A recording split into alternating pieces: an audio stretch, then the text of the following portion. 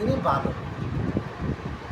ইনি বলছে ওই পণ্ডিত এত অহংকার করে, আমি একটু যাব, ক্ষমা চাইতে হয় যাবো, আমি তো বাচ্চা।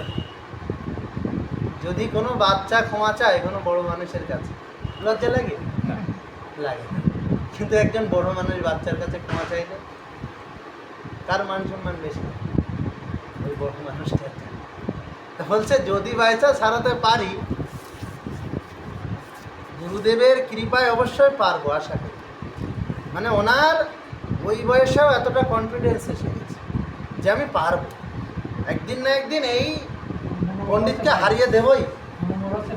হ্যাঁ, মনোবল, পারবো। এবার সেই মনোবল নিয়ে উনি এসেছেন, এসে বলছে পণ্ডিত তোমার সাথে আমি একটু তর্ক করতে চাই। এবার সব সভাসদরা দেখে বলছে আরে বাচ্চা ছেলে, বাড়ি যা, কেন ফাও হেরে ক্ষমা টমা চাইবি, বাড়ি যাও। বলছে না না, আমি তর্কযুদ্ধ করবো। পণ্ডিত তাহলে আমার জয়পত্র লিখে দিক, উল্টে আমার বাড়ি যেতে বলছে, হয় জয়পত্র লিখে দিক, না হলে আমার সাথে তর্ক করবে। তর্ক করলেও সম্মান নষ্ট হবে। কেন না, বাচ্চা ছেলের সাথে তর্ক করেছে, ওকে হারানো আর কি ব্যাপার, এত বড় পণ্ডিত হয়ে সে, মানে যা যেদিক থেকে যাবে ওই পণ্ডিতেরই যাবে। এবার যমুনাচার্যজি উনি বসে আছেন, সবার আয়োজন করা হয়েছে, পণ্ডিতের সামনে আর ইনি পাশে বসে আছে। বসে থেকে যমুনাচার্যজি বলছে যে বলেন আপনি কি বলবেন, তুমি উত্তর দিই। বলছে কি, শোনো বালক, তোমাকে আমি বলবো, তুমি যা বলবে, তুমি যা বলবে আমি তাই খণ্ডন করব, ঠিক আছে? খণ্ডন শাস্ত্রে উনি অত্যন্ত পারদর্শী ছিলেন। বহু শাস্ত্র, এহেন শাস্ত্র নেই ভারতের, মীমাংসা শাস্ত্র, খণ্ডন শাস্ত্র, ন্যায়শাস্ত্র, ধনুর্বেদ শাস্ত্র, কোনো শাস্ত্র বাদ নেই, সব পড়ে একদম মানে মহাপণ্ডিত হয়ে গেছে। আর যমুনাচার্য তো বালক, উনি অত পণ্ডিত হননি, কিন্তু উনি কিছু গ্রন্থ অধ্যয়ন করে তার নির্যাসটুকু নিয়ে বসে আছে। বলছেন যে তুমি যা বলবে আমি তার খণ্ডন করব, খণ্ডন শাস্ত্র সব কিছুই খণ্ডন করে দেব। এ বাচ্চা ছেলে কি আর বলবে, আর কি খণ্ডন করতে কোনো ব্যাপার, খণ্ডন করেই দেবো সব। তখন বলছে ঠিক আছে। উনি এইবারে বসে যমুনাচার্যজি বলছে যে আপনি তাহলে খণ্ডন করুন। কি খণ্ডন করতে হবে?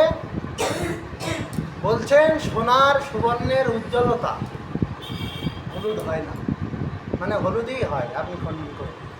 সম্ভব কোনোদিন যে হলুদ হয় না কেউ প্রমাণ করতে পারবে জগতে? যতই তুমি খণ্ডন শাস্ত্র আনো, যাই আনো, এইবারে পণ্ডিত বলে যে এটা তো অসম্ভব খণ্ডন করা, আমি বলে ফেসে গেছি যে এ যা বলবে সব খণ্ডন করবে। এবার রাজা বলছে করো খণ্ডন, আমরা সবাই শুনি। আর রাজা তো খুব উৎসুক, রাজার পণ্ডিতের সম্মান যায়, ওতে কোনো যায় আসে না। রাজার আনন্দ হলো আমি তর্ক দেখি, খেতে যা হবে আমি আনন্দ করব, আমার আনন্দ এইখানে। যেই বলছে যে খণ্ডন করুন, সে উনি ভাবছে খণ্ডন করব কি আর বলবো, এ মহারাজ এটা পারে। বলছে ঠিক আছে, তোমাকে 3টে সুযোগ দেওয়া হবে, একটা পারলে না মানা যায়, কিন্তু এই 3টের মধ্যে একটাকে অবশ্যই খণ্ডন করতে হবে, নাহলে কিন্তু তোমার পরাজিত স্বীকার করতে হবে। এইবারে যমুনাচার্যজি তখন বুদ্ধি করছে, এইবার কি বলা যায়? সুবর্ণ উজ্জ্বল বললাম, ঠিক আছে খণ্ডন করতে পারবো, কিন্তু এইবার কি বলা যায়? এবার এমন কথা বলে দেবো না জীবনে খণ্ডন করতে পারবো। বলছে কি বলবো? এবার বসে বসে যমুনাচার্যজি চিন্তা করছে, বলছেন শোনেন পণ্ডিত প্রবাদ, আমাদের এই যে মহারাজ, ইনি অত্যন্ত প্রজাপালক, ন্যায়পরায়ণ, সত্যনিষ্ঠ, ধর্মজ্ঞ, আপনি খণ্ডন করুন। এবার রাজা তরবার বের করেছে, বল, ভুলভাল কিছু বললেই মেরে দেবো আজকে। কেন না, ওনাকে আমি ধর্মপরায়ণ, ও সম্মান করছে, এবার ও যদি অধর্মপরায়ণ, ও ঠিক ব্যাখ্যা করে মেরে দেবে অধর্মপরায়ণ, কিন্তু রাজাকে অধর্মপরায়ণ বললে তো খুব সমস্যা না, জায়গা নেই। এবার রাজাকে বললেই প্রাণের যাবে মারা।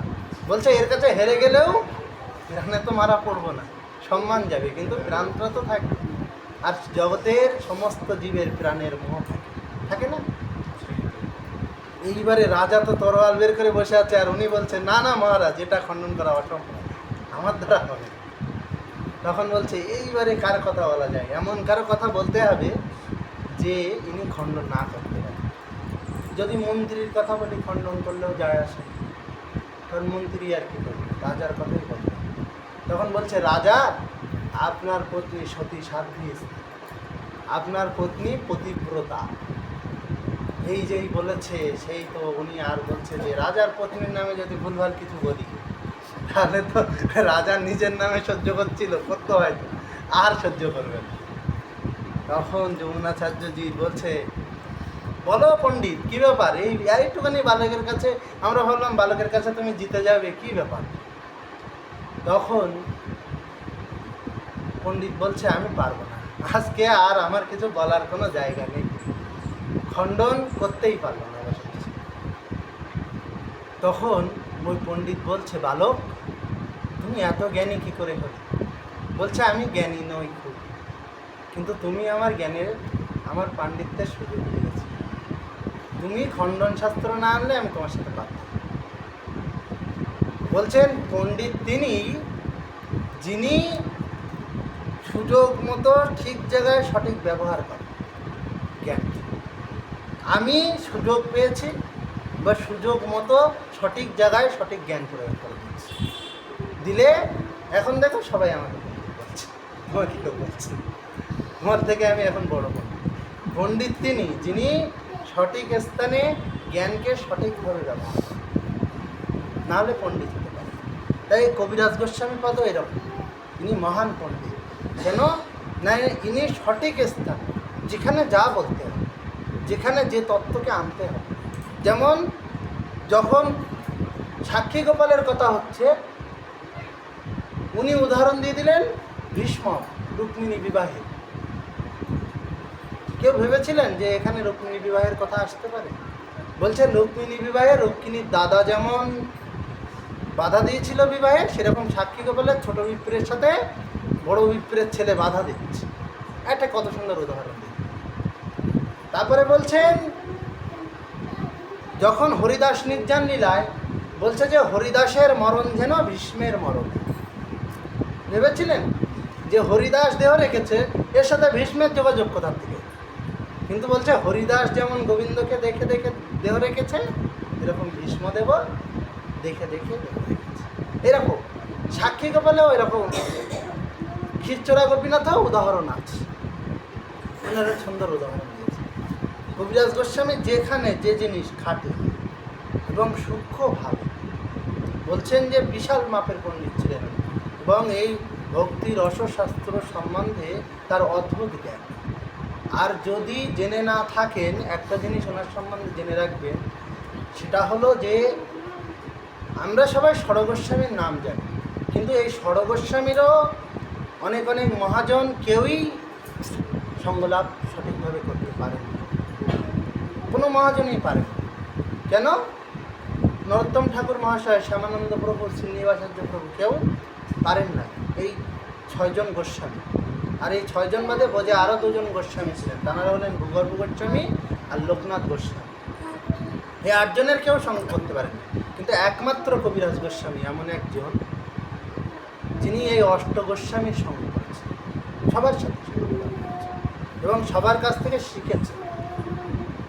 এবারে যদি একজন সব জায়গার থেকে মহামূল্যবান রত্ন পড়াতে লাগে, কার কাছে সম্পদ বেশি? গোস্বামীদের কাছ থেকেও মনে হয় এনার কাছে সম্পদ বেশি ছিল, কারণ ইনি সবার কাছ থেকে নিয়েছেন, কারো কাছ থেকে বাদ রাখে। মহাপ্রভুর যত কৃপা সব ইনি নিয়েছেন। যেমন অভিমন্যু ছিল, অভিমন্যু কী করেছে? কৃষ্ণচন্দ্রের যত বিদ্যা নিয়েছেন, বলরামের যত বিদ্যা নিয়েছেন, মামা 2 মামার কাছ থেকে সব শিখে নিয়েছেন। এবারে 5টা যে উনি তো মানে ওনার পিতা হলো অর্জুন, এবার পঞ্চপাণ্ডব সবাইকে পিতৃস্নেহ উনি সম্মান করেন। এবারে সবার কাছ থেকেও 5 জনের কাছ থেকেও বিদ্যা নিয়েছেন। এই জন্য অভিমন্যু হলো কুরুক্ষেত্রের যুদ্ধে বলেন, যদি বলেন যে সবচেয়ে বড় যোদ্ধাকে, কর্ণও নয়, ভীষ্মদেবও নয়, অন্য অর্জুন আদি যা বলেন কেউ নয়। কারণ যিনি সপ্তরথীকে 7 বার পরাজিত করেছেন, সম্ভব? সপ্তরথীকে 7 বার পরাজিত করে তারপরেও আরও 2-1 বার পরাজিত করে তারপর হেরেছে, সম্ভব? 7 জনের সাথে একা যুদ্ধ করা যায়? উনি এক করেছেন, এবং উনি বিশাল মাপের যোদ্ধা ছিলেন। এরকম ইনিও খুব বড় মাপের পণ্ডিত ছিলেন। তাই বলছেন যেমন সুকবি, যেমন পণ্ডিত, তেমন পণ্ডিতদের মধ্যে তিনি অগ্রগণ্য। ওনার আগে বলা হতো, যদি পণ্ডিত কেউ হয় বলা হয় এই কৃষ্ণদাস কবিরাজ। ভক্তিশাস্ত্রে সুনিপুণ, ভক্তিশাস্ত্রে এমন নিপুণতা যে তার মধ্যে লক্ষ্য করা যায়, অন্য কারোর মধ্যে অত সুন্দর পাওয়া যায়। বলছেন অন্য কারোর সাথে তুলনাই হয়, এবং ভক্তি রসশাস্ত্রের একে অপরের সাথে তুলনা করা বাঞ্ছনীয় নয়। যেমন অনেকে বলে যে যদি রাম আর কৃষ্ণের যুদ্ধ হতো, এটা সম্ভব হবেও না, কারণ ওনারা একসাথে জগতে অবতীর্ণই হন। তা কোথার থেকে যুদ্ধ হবে? সম্ভব? একসাথে অবতার হবে, তারপর না যুদ্ধ হবে? যদি বলেন শিব আর কৃষ্ণের মধ্যে যুদ্ধ হতো, আগে কয়েকবার হয়েছে, হওয়ার ফলে বোঝা গেছে কৃষ্ণচন্দ্রের সাথে শিব পারবে। যদি বলেন কেন, শিবের সবচেয়ে মহাশক্তিশালী অস্ত্র পাশুপাত, সেই পাশুপাত অস্ত্র উনি কাশীনগরে পাহারা দিত, ওই পাশুপাত অস্ত্র প্রয়োগ করেও সুদর্শনের কাছে পরাজিত হয়েছে। তাহলে এরকম অনেক প্রমাণ আছে। কিন্তু কৃষ্ণচন্দ্র রামের সাথে যুদ্ধ পাবেন না, পরশুরামের সাথে রামের সাথে যুদ্ধ পাবেন না। এবারে রাম স্বীকার করেছিলেন অংশ অবতার, তিনি মর্যাদা পুরুষোত্তম, মানে উনি যে অংশ অবতার ছিলেন ওনার থেকে গুণে আধিক রামচন্দ্র, সেই কারণে উনি ভাগবত বলে স্বীকার করেছেন। গুণাধিক্যে ভগবান হয় না, সেরকম পরশুরামের থেকে গুণের অধিক্য ছিল এই রামচন্দ্রের মধ্যে। তাই বলছেন যে ইনি ভক্তিশাস্ত্রে সুনিপুণ, বিশাল নিপুণতা, এবং ওই জন্যই তো মহাজন তখনকার বড় বড় পণ্ডিতজন চৈতন্য চরিতামৃত, গোবিন্দ লীলামৃত রচনা দেখে বললেন, আর উনি তারপরে রচনা করেছিলেন সারঙ্গ রঙ্গদা টিকা, সারঙ্গদা রঙ্গদা টিকা, ওটাও খুব সুন্দর শাস্ত্র। তারপরে বলছেন অপার অসীম গুণ, তার গুণের সীমা নেই, অপার, যা পার করা যায় না, যার সীমা নাই। সবে যারে করে ধন্য ধন্য, সবাই তাকে ধন্য ধন্য বলে। নৈহাটি নিকট গ্রাম ঝামটপুর সুকোধাম যাহা ছিলা কবিরাজ গোসাই। নৈহাটি আমাদের কাছাকাছি, নৈহাটি নিকট গ্রাম ঝামটপুর সুকোধাম। এই ঝামটপুর যে সুকোধাম, ঝামটপুর ধামে জনমিলা চৈতন্য কবিরাজ গোসাই। কবিরাজ গোসাই ওখানে এসেছেন, এবং কবিরাজ গোসাই যখন এলেন, নিত্যানন্দ দয়া করি পাঠাইলা ব্রজপুরী, যাও তুমি তোমার নিজ ঠাঁই। নিত্যানন্দ বলছেন কৃপা করে ব্রজপুরীতে পাঠিয়ে দিয়েছি। বলছেন এর আগে কিছু লীলা হয়েছে, সেটা হলো নিত্যানন্দ প্রভুর প্রিয় পার্শ্বদ ছিলেন মীনকেতন রামদাস। এই মীনকেতন রামদাস ভগবানকে সূক্ষ্মভাবে সেবা করত, কারণ এই যে নিত্যানন্দ প্রভুর প্রিয় পার্শ্বদ দ্বাদশ গোপাল, দ্বাদশ গোপালের জয় দেওয়া হয়, এই দ্বাদশ গোপাল রবিরাম ঠাকুর, ভরত দত্ত ঠাকুর, এই ধনঞ্জয় পণ্ডিত, তারপরে গৌরীদাস পণ্ডিত, তারপরে এই যার নাম বললাম, কী বললাম, মীনকেতন রামদাস। মীনকেতন রামদাস, এই মীনকেতন রামদাস, এনারা সব হলো দ্বাদশ গোপালের এক, মানে কৃষ্ণচন্দ্রের প্রিয় সখা, 12 জন যে প্রিয় নর্ম সখা ছিল, সেই সখা, প্রিয় সখা, একদম প্রাণের সখা। আর উপসখা ছিল আরও 12 জন, এবার 24 জন সখা ছিল। তাই বলছেন এই যে এনাদের মধ্যে যে মীনকেতন রামদাস, ইনি সক্ষভাবে সেবা করতেন, স্বাভাবিক, আগের জন্মে সক্ষভাবে করে এসেছেন, এখন কি অন্যভাবে করবেন? এখনও সখাভাবে করেন। এবং ইনি বাঁশি নিয়ে আনন্দ করতেন, বাঁশি বাজাতেন, খুব ভালো পারেন। আর এই কৃষ্ণদাস কবিরাজ গোস্বামীর ভাই ছিল শ্যামদাস, ওনার নাম কৃষ্ণদাস আর ওনার নাম শ্যামদাস। এই শ্যামদাস একদিন বলছে, মীনকেতন রামদাস বলছে যে নিত্যানন্দ আর গৌরাঙ্গ অভিন্ন। বলছেন একই বপু, তার একই স্বরূপ, অঙ্গে ভেদ নেই, বর্ণমাত্র ভেদ, সব শুধুমাত্র বর্ণের ভেদ, আর কোনো ভেদ নাই। বলছেন যখন মিনকেতন রামদাস এই কথা বলছে, তখন শ্যামদাস বলছে একেলা ঈশ্বর চৈতন্য গোসাই, এবং যারে জয়ছে না চায় সে তৈছে নাচে। ঠিক আছে, এইভাবে বলছে যে শুধুমাত্র ঈশ্বর হলেন চৈতন্য গোসাই, তার উপর আর ঈশ্বর নেই।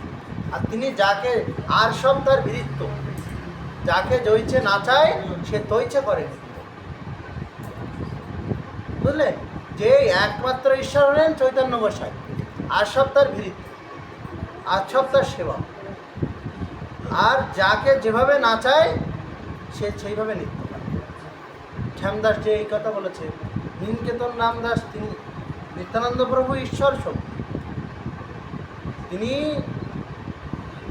সেই কৃষ্ণচন্দ্রের মূল শক্তি যাকে বলা হয়, এবং সব কিছু নিত্যানন্দ জগৎময়, তাকে ছাড়া জগৎ সম্ভব নয়। তো বলছেন যে এই নিত্যানন্দকে যখন বলেছেন রামদাস, যে শ্যামদাস বলছেন যে এই নিত্যানন্দ বৃত্ত সেবক, অবশ্যই সেবক, কিন্তু তার মধ্যে সেবকের সাথে ঈশ্বর শক্তি, সেটাও বলতে হবে। তিনি ঈশ্বর শক্তি না বলে উনি বলছেন ইনি শুধুমাত্র সেবক, আর কিছু নেই। এবার যখন শুধুমাত্র সেবক বলছেন, তখন মিনকেতন রামদাস খুব মনে দুঃখ পেয়েছে। কারণ উনি তো জানেন, উনি তো ব্রজের বলায় দাদা সেই বৃন্দাবনে কত লীলা আদি দেখেছেন, উনি তো সাক্ষাৎ লীলা জানেন, তাই উনি খুব দুঃখ পেলেন। তখন শ্যামদাসের কথা কবিরাজ গোস্বামীকে বলা হল। কবিরাজ গোস্বামী বলছেন যে ভাই, তুই একে মানিস, অপরে না মানিস, তোর হবে সর্বনাশ। তুই একজনকে মানিস, গৌরহরিকে মানিস, আর নিত্যানন্দকে মানিস না, তোর সর্বনাশ হবে। গ্রন্থকর্তা বলছেন, যারা পরবর্তীকালে গ্রন্থাদি রচনা করেছেন, তাঁরা বলছেন তারপরের থেকে শ্যামদাসের আর কোনো প্রকার নাম কোনো গ্রন্থাদিতে পাওয়া যায় না। বলা হচ্ছে সত্যিকারের তার অবশ্যই নিত্যানন্দ গৌরহরি দুজনকে না মানার জন্য সর্বনাশ হয়েছে। এই তিন প্রভু বলছেন না, নিত্যানন্দ, গৌরাঙ্গ, নিত্যানন্দ আর অদ্বৈত, এই তিন প্রভু তিনে মোর নাথ, এরা তিনজন আমাদের নাথ। এনারা যদি না হন, এনাদের যদি নাথ, এনাদের কাউকে যদি অবজ্ঞা করা হয়, খুব বিপদ। তার মতো এরকম সর্বনাশ হতে পারে। যখন এই সর্বনাশ হলো, তখনই কবিরাজ গোস্বামী ভাইকে যখন তিরস্কৃত করলেন, করে উনি গৃহে গিয়ে শয়ন করেছেন, শয়ন করলে তখনই নিত্যানন্দ প্রভু স্বপ্ন আদেশ করলেন, কবিরাজ তোমার জায়গা এখানে নাও। তাই বলছেন, নিত্যানন্দ দয়া করি পাঠাইলা ব্রজপুরী। নিত্যানন্দ আজ্ঞা করেছেন, যাও ব্রজপুরে যাও, তুমি এখানে আছো কি করতে? এখানে তোমার জায়গা নয়, তোমার মতো ভক্তের জায়গা ব্রজপুরে, বৃন্দাবন, সেখানে যাও। যাও তুমি তোমার নিজ ঠাঁই, তুমি তোমার জায়গায় যাও। তুমি মঞ্জরি, কস্তুরী মঞ্জরি, তুমি এখানে থেকে কি করছো? রাধা গোবিন্দের সেবা করতে যাও নিকুঞ্জ বনে, নিকুঞ্জ মন্দিরে, সেখানে, এখানে থেকে তোমার কোনো লাভ নেই। তাই নিত্যানন্দ আজ্ঞায় উনি চলে গেলেন। প্রভু মোর গোসাই কৃষ্ণদাস, প্রভু আজ্ঞা শিরে ধরি, শীঘ্র আইলা ব্রজপুরী, রহেন রূপ রঘুনাথ পাশ। বলছেন প্রভু আজ্ঞা শিরে ধরে উনি ব্রজপুরে চলে এসেছেন। এবং তখন ব্রজপুরে উনি যখন এসেছেন, তখন রঘুনাথ দাস গোসাই, ইনি কিন্তু রাধাকুণ্ড ছেড়ে এদিক ওদিক খুব যেতেন। এবং যদি বলেন গোবর্ধন পরিক্রমা অনেকে করতে চান না, কত কষ্ট হবে বলে, বা অনেকে পারেন না, কিন্তু গোবর্ধন পরিক্রমার বিশেষ মাহাত্ম্য আছে। রঘুনাথ দাস গোস্বামী ডেলি প্রত্যাহ গোবর্ধন পরিক্রমা করে। কবিরাজ গোস্বামী পাদও করা যতদিন পেরেছিলেন করেছিলেন। একটা বয়সের পরে আর পারা যায় না। তারপরে লোকনাথ গোস্বামী পাদ গিরিরাজ পরিক্রমা করতেন। এই গিরিরাজ পরিক্রমা করতে করতে তার সেবিত বিগ্রহ তিনি পেয়েছিলেন এবং সেই যাকে সেবা করতেন তার কাঁধে চড়েছিলেন। একদিন কি হয়েছে, লোকনাথ গোস্বামী পাদ যাচ্ছেন, লোকনাথ গোস্বামী না, ভূগর্ভ গোস্বামী পাদ, উনি পরিক্রমা করে যেতে যেতে একটু ভুলবশত পায়ে চোট লেগেছে, পা কেটে গেছে, ওনার গল রক্ত পড়ে গেছে। তখন সেটাকে কিছু দিয়ে বেঁধেছে, কিন্তু এত যন্ত্রণা হচ্ছে আর চলতে পারছে না, পাথরে কাটা খুব লেগেছে। তখন সেই দিনে ওইখানে বসে বসে গোবিন্দকে ডাকছেন আর বলছেন, হে গোবিন্দ, আজ কি তোমার পরিক্রমা অপূর্ণ থেকে যাবে? বলে যখন ক্রন্দন করছেন তখন দেখছে অনেক সময় বাদে এক বলিষ্ঠ যুবক এসেছে, এসে বলছে, বাবা আপনার কি হচ্ছে? হায় হায় হায় হায়, পা কেটে গেছে, কোথায় যাবেন? বলছে রাধাকুণ্ডে। বলছে ও, তা রাধাকুণ্ডে যাবেন? ঠিক আছে, তা কি করে যাবেন? বলছে হাঁটতে তো পারছি না, পা তো কেটে গেছে। তখন বলছে আমার কাঁধে, ওই কাঁধে তুলে নিয়ে অনেকে রাধাকুণ্ডে ছেড়ে দিয়ে চলে। তারপরে উনি সেবা করতেন, ওনার সেবিত বিগ্রহের নামটা মনে নাই, কিন্তু ওই বিগ্রহ সেবা করতেন ভূগর্ভ গোস্বামী, যার সমাধি মন্দির আজও রাধা দামোদর মন্দিরে বিদ্যমান। রূপ গোস্বামীর সমাধি মন্দির, তার সম্মুখে একটা বৃন্দাজি মতো করা আছে, দেখবেন ওটা হলো ভূগর্ভ গোস্বামী পাদের সমাধি। বলছেন যে এইরকম গিরিরাজ পরিক্রমা মহাজনগণ করেছেন এবং যার সামর্থ্য আছে তাদের করা উচিত। গিরিরাজ সাধারণ কিছু নয়, সাক্ষাৎ শালগ্রাম স্বরূপ এবং সাক্ষাৎ ভগবানের রূপ। রাধারানী বলেছেন যে, গোবিন্দ বলছেন, রাধে তুমি চলো ভুলোকে যাই।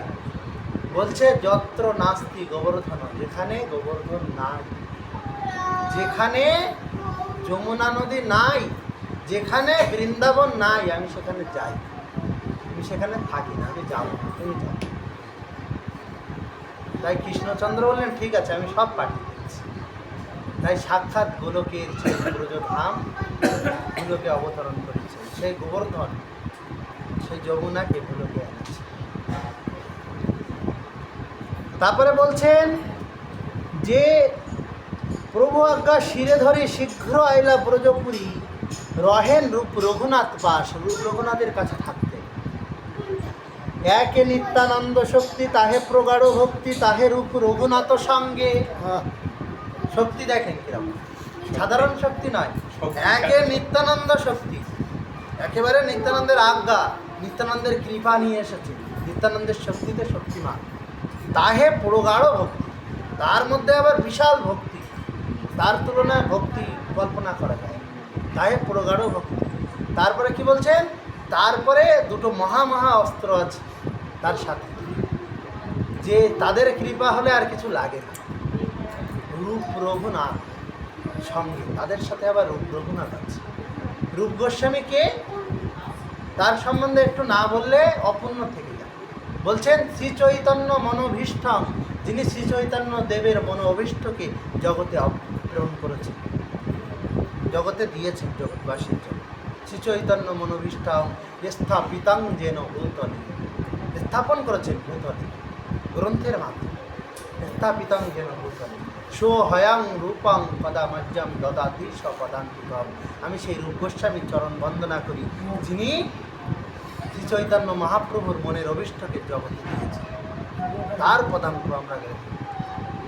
অন্য কারোর সম্বন্ধে এহেন শ্লোক নাই যে মহাপ্রভুর মনের বার্তা জগৎকে দিয়েছে, ইনি একমাত্র দিয়েছেন।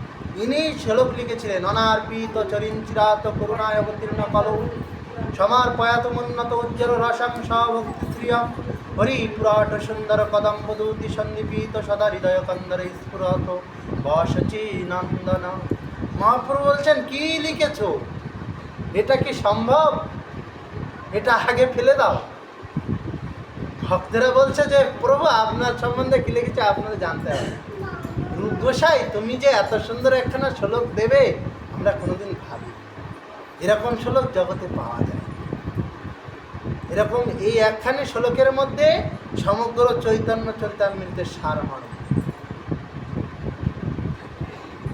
বলছেন যে এই একখানা শ্লোকে ভগবত নির্ণয় যাকে বলা হয়, যে কে ভগবান তাকে সঠিকভাবে বোঝা যায়, তিনি কেন এসেছেন, কেন গৌরহরি কেন এত কৃপাময়, এই শ্লোকের সঠিকভাবে যদি ব্যাখ্যা করা যায় বোঝা যায়। তাই বলছেন যে যখন এই শ্লোক রূপ গোস্বামীপাদ দিলেন তখন বলছেন, তারপরে উনি আরেকটা শ্লোক দিয়েছিলেন, তুণ্ডে তাণ্ডবিনী রতিং, মানে আমাদের তুণ্ড আছে না জিহ্বা, তুণ্ডে তাণ্ডব করে কি কৃষ্ণ বর্ণাত্মই, কৃষ্ণ নামের যে দুটো বর্ণ আছে কৃষ্ণ, এই দুটো বর্ণ তুণ্ডে তাণ্ডব করে, অর্থাৎ জিহ্বায় সর্বদা নৃত্য করতে থাকে, করে না, হরে কৃষ্ণ জিহ্বা কি নাচছে নাকি বসে আছে। এই তুণ্ডে তাণ্ডবিনী রতি এই শ্লোক যখন মহাপ্রভুকে রচনা করেছিলেন তখন মহাপ্রভু রূপকে জড়িয়ে ধরে বলছে, রূপ এত সুন্দর শ্লোক কোথায় পাইলে, এই রূপ এই শ্লোক কোথায় পেয়েছো, তোমার যে মুকুতার মতো যেমন লেখনী তেমন তোমার আমার মনের ভাব তুমি যেন সাক্ষাৎ প্রকাশ করেছো শ্লোকের মাধ্যমে, আহা হা হা। আর ওই যখন বলেছেন আমার মনের ভাব, তখন এই মহাজনগণ এই শ্লোক রচনা করলেন যে শ্রী চৈতন্য মনোভীষ্ট, শ্রী চৈতন্য দেবের যিনি মনোভীষ্ট জগৎকে দান করেছেন তিনি রূপ গোস্বামীপাদ, সাধারণ কেউ নয়, তিনি ভক্তি রসামৃত সিন্ধু, উজ্জ্বল নীলমণি, বড় বড় মহারত্ন জগতের জন্য দিয়েছেন। এবং দাস গোস্বামীপাদ যিনি মহাপ্রভুর সাক্ষাৎ 16 বছর অন্তর্ধান লীলা, শেষ লীলা, 18 বছর পুরীধামে ছিলেন, তার মধ্যে লাস্ট 16 বছর উনি দর্শন করেছেন, সমস্ত লীলা উনি জানতেন। এবং কৃষ্ণদাস কবিরাজ গোস্বামী এনার গুরুপাদ পদ্ম বলতে পারেন রঘুনাথ দাস গোস্বামী, যিনি অদ্বৈত বংশ বা অদ্বৈত প্রভুর কৃপা প্রাপ্ত ছিলেন। তিনি যার কাছ থেকে দীক্ষা গ্রহণ করেছিলেন তিনি অদ্বৈত প্রভুর কৃপা পাত্র। তাই বলছেন এই কবিরাজ গোসাই এহেন মহাজন, যিনি কার কাছে দীক্ষা নয় ওটা বড় কথা নয়, বড় কথা হলো যে কার কৃপা পেয়েছে, সেই গৌর আনা ঠাকুরের, যে গৌরকে নামিয়ে এনেছে সেই গৌরকে কি কম ভালোবেসেছে, কম ভালোবাসলে কি তাকে ডেকে আনতে পারত? বলছেন না, যাহারও প্রীতি আওয়ালো তুরিতি, যার এমন প্রীতি দেখিয়েছেন, এমন তাকে ভালোবেসেছেন যে মানে হয়তো ভাবছিল অনেক দেরি করে যাব, কিন্তু তাড়াতাড়ি এসেছেন। তাই বলছেন মহাজনগণ, মহাপ্রভু বলছেন, সুতিয়া চিনু আমি ক্ষীরোদ সাগরে, ডাকিয়া আনিল মোরে নাড়ার ভ্রমণকারী, শুয়েছিলাম ক্ষীরোদ সাগরে কিন্তু আমাকে থাকতে দিল না, আমার সিংহাসন টলিয়ে দিয়েছে, দিয়ে ডেকে ডেকে এনেছে, ওই নাড়াকে ডাক, আগে আমি কৃপা করি, আগে তার কৃপা করার দরকার, কৃপা তার কম নাই, কিন্তু তবুও মহাপ্রভু কৃপা করছেন, যে তার জন্যই তো জগৎবাসীর এত আনন্দ, নাহলে তো আর আমি আসতাম না। তাই বলছেন যে এই হেন রূপ রঘুনাথ গোসাই, তাদের মতো মহাশক্তি আছে তার সাথে, একে প্রগাঢ় ভক্তি, তারপরে নিত্যানন্দ শক্তি, তারপরে সঙ্গে রূপ রঘুনাথ, আর তার সাথে অষ্টগোস্বামীর কৃপা। তারপরে বলছেন রাধা কৃষ্ণ লীলা হয় গৌর লীলায় অভিমত, রাধা কৃষ্ণ লীলা যত গৌর লীলা অভিমত, ভাসেন গোসাই দুই তরাস, দুই তরঙ্গ। বলছেন রাধা কৃষ্ণ লীলা যত গৌর লীলা অভিমত, ভাসেন গোসাই দুই তরাঙ্গে। রাধা কৃষ্ণের যত লীলা আছে সেই লীলার বলছেন তাহাতে গৌরলীলা অভিমত, সেই গৌরলীলা রাধাকৃষ্ণ লীলার মতো, গৌরলীলা তার মতো। বলছেন গৌরহরি যেমন লীলা করেছেন, রাধা গোবিন্দ যেমন অভিসারে গিয়েছেন, গৌরহরি গিয়েছেন। রাধা গোবিন্দ যেমন মথুরাতে বৃন্দাবন ব্রজধাম ত্যাগ করেছেন, গৌরহরি কিন্তু নবদ্বীপ ধাম ত্যাগ করেছেন। এইভাবে যত মেলাবেন দেখবেন ওই লীলার সব অংশ এখানে বিদ্যমান পাবে। তাই বলছেন কৃষ্ণ রাধা গোবিন্দের লীলা যত গৌর লীলা অভিমত, গৌর লীলা যেন সেই রূপ সেই রকম। গৌরলীলা অভিমত ভাসেন গোসাই দুই তরঙ্গ। এই গোসাই এই দুই তরঙ্গেই ভাসেন, যেমন গোবিন্দ লীলামৃত নিয়ে ভাসেন তেমন চৈতন্য চরিতামৃতে ভাসেন। মানে যেমন চৈতন্য কথায় ভেসে যান তেমন গোবিন্দ কথায় ভাসেন। পূর্বে রঘুনাথ দাস গৌর ভক্ত পরকাশ, তাহাতে জানিল সর্বতত্ত্ব। বলেছিলেন পূর্বে রঘুনাথ দাস, এই দাস গোস্বামী পূর্বে সে সব তত্ত্ব জানে। সে তার নাম ছিল রঘুনাথ দাস গোসাই, আরেক নাম ছিল স্বরূপের রঘু। যে স্বরূপ গোস্বামীর করচার যে শ্লোকগুলি আমরা বলি জায়তাং সুরত দিব্যৎ বৃন্দারণ্য স্নান রাস রসরণ্য, এই শ্লোকগুলি ওনার করচা থেকে উদ্ধৃত, ওনার করচা থেকে আনা। এহেন শ্লোক আর কারো কাছে পাবেন না। এবং মহাপ্রভুর প্রিয় পার্শ্বদ যাকে বলে, যেন ইনি ছিলেন ললিতা সখী, এবং রাধারানীর সাথে ললিতা সখী বা গোবিন্দের এত পড়ত, এবং উনি সবসময় শাসনে এবং নিয়ম নিষ্ঠা অনুবর্তিতায় রাখতেন। সেইরূপ গৌরহরিকে উনি যেমন গুছিয়ে রাখতেন, সেইভাবে ওনাকে ভালোভাবে রাখার চেষ্টা করতেন। তাই বলছেন এই স্বরূপ দামোদরের রঘু, যার তার রঘু নয়, স্বরূপের কৃপাপ্রাপ্ত স্বরূপ দামোদরের অষ্ট মহন্ত, এই মহন্তের প্রধান মহন্ত হলেন স্বরূপ দামোদর, এনার কৃপাপ্রাপ্ত। তাই এনার কৃপাপ্রাপ্ত বলেই আজ কী করছেন, এই রঘুনাথ দাস গোসাই ইনি সাধারণ কেউ নয়। এই রঘুনাথ দাস গোস্বামীর কৃপাতে ইনি সব তত্ত্ব জেনেছেন গৌরহরির শেষ জীবনের লীলা, এবং যেগুলি খুব মার্মিকভাবে রচনা করেছেন চৈতন্য চরিতামৃত, আর যেগুলি শোনার জন্য ওনাকে আবার গ্রন্থ রচনা করতে বলা হয়েছে। ভাষে তাহাকে জানিল সর্বতত্ত্ব, দেহ বড় দয়া করি গোসাইয়ের হাতে ধরি জানাইলা সকল মাহাত্ম। বলছেন তিনি কৃপা করে বড় দয়া করে গোসাইয়ের হাতে ধরে, নিজে হাতে করে গোসাইকে দিয়েছেন, কবিরাজ গোসাইকে দিয়েছেন। কবিরাজ গোসাই দাস গোসাইয়ের হাতে ধরেছেন, পায়ে ধরেছেন, ধরে বলেছেন আমাকে একটু জানান গোবিন্দ লীলা গৌর লীলা, আমাকে একটু শেখান, বোঝান, আমি কিছু বুঝি না, আমি কিছু জানি না। এই বলে বলে তাহাতে সে জানি, বলছেন জানাইলা সকল মাহাত্ম। কী কী মাহাত্ম আছে, কি গুণ, কি কি কোন কি পণ্ডিত্য বা কি বিচার বুদ্ধি কি করতে হবে, সব কিছু জানিয়েছে, কোনো কিছু বাদ রাখে। গোসাই রূপ সনাতন বড় বিজ্ঞ দুইজন, ভট্ট যুগ শ্রীজীব গোসাই।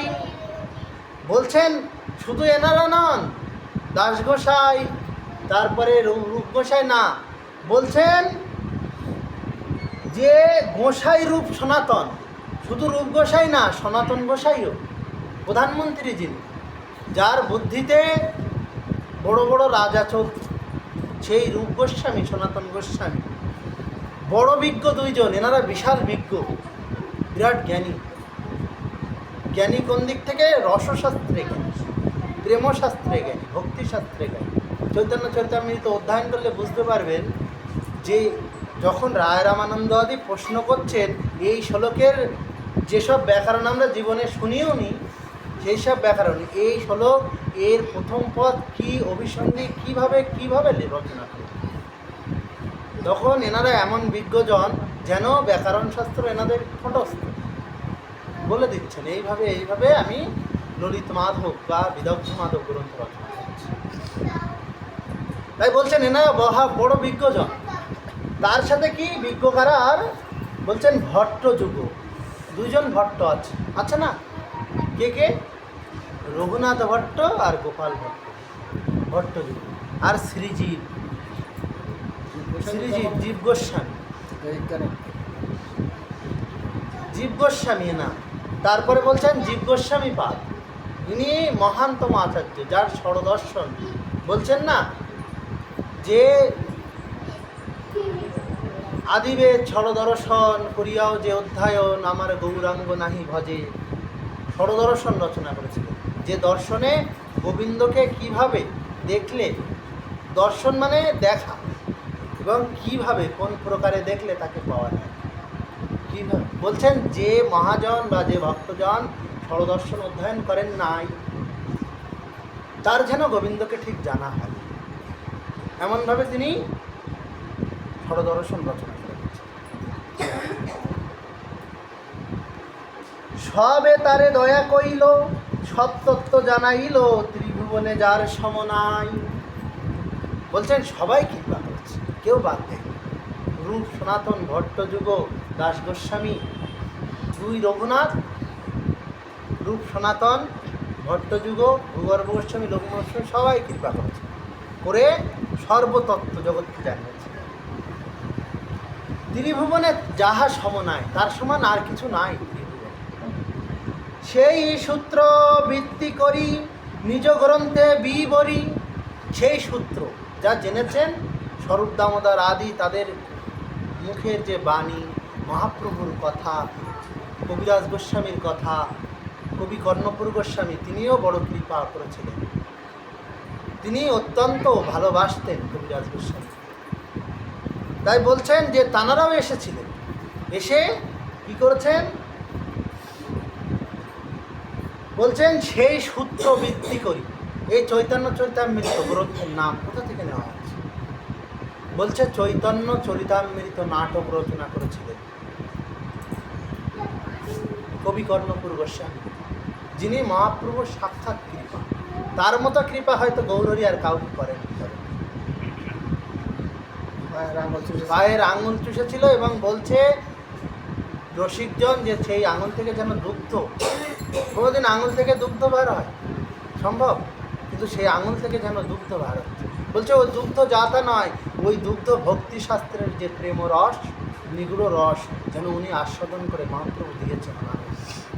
এবং উনি যে প্রথম যে শ্লোকখানি রচনা করেছিলেন অদ্ভুত ছিল। গৌরহরিকে, গৌরহরি যখন বললেন তুমি কিছু কৃষ্ণ কথা বলো, কিছু তো বলো কৃষ্ণ সম্বন্ধে, তখন উনি বললেন। কিন্তু প্রথমে যখন বলেছিলেন, এবং একমাত্র উনি জগৎ মাঝে আছেন যিনি মহাপ্রভু শিষ্য, মহাপ্রভু শিষ্য, আর কেউ নাই জগৎ। মহাপ্রভু কাউকে দীক্ষাও দেননি কোনো, কিন্তু উনি মহাপ্রভু শিষ্য, দীক্ষা নিয়েছেন দেখাই জগৎ। এবারে ওই লীলা বলতে গেলে অনেক সময় লাগে।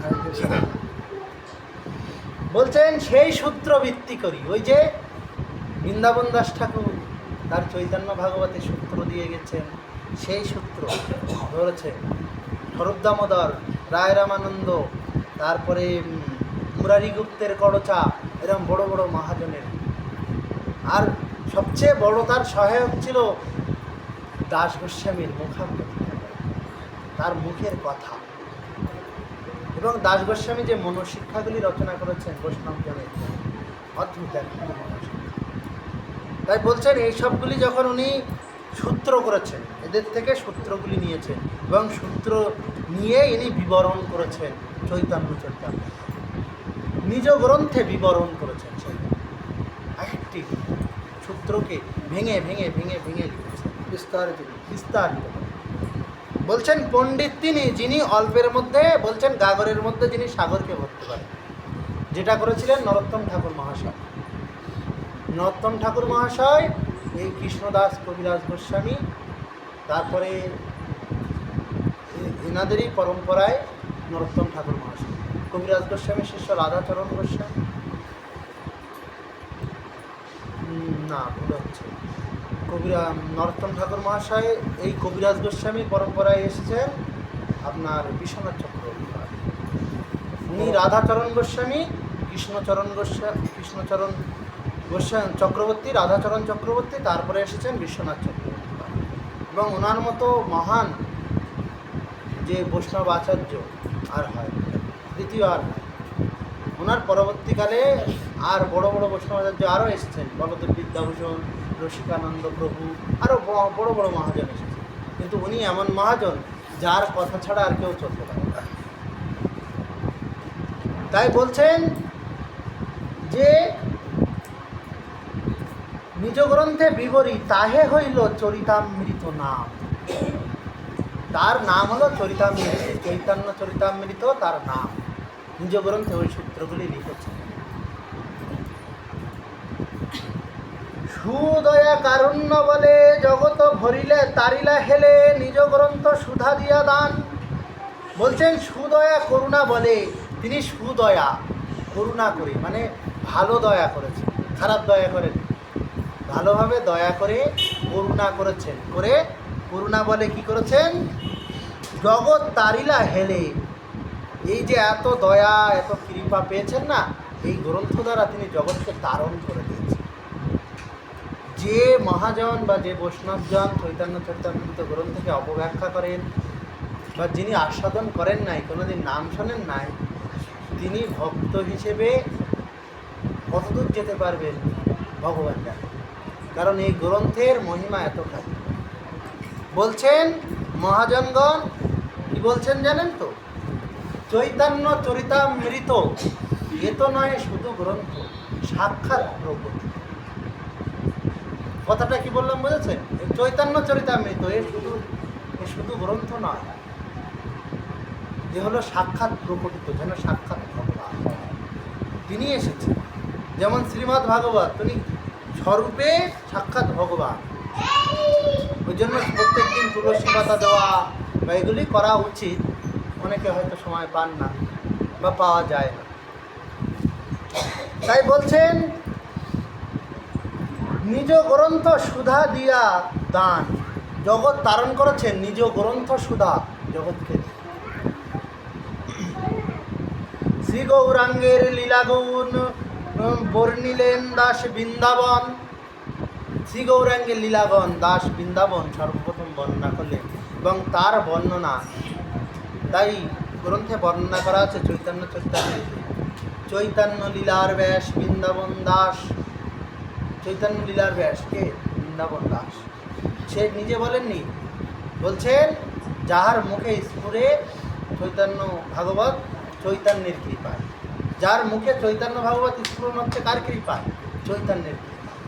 আমরা আস্বাদন করেছি চৈতন্য ভাগবত, আগে চৈতন্য ভাগবত আস্বাদন করে তারপর চৈতন্য চরিতামৃতের কথা তা বলছেন যে আগে বৃন্দাবন দাস চৈতন্য ভাগবত রচনা করেছিলেন।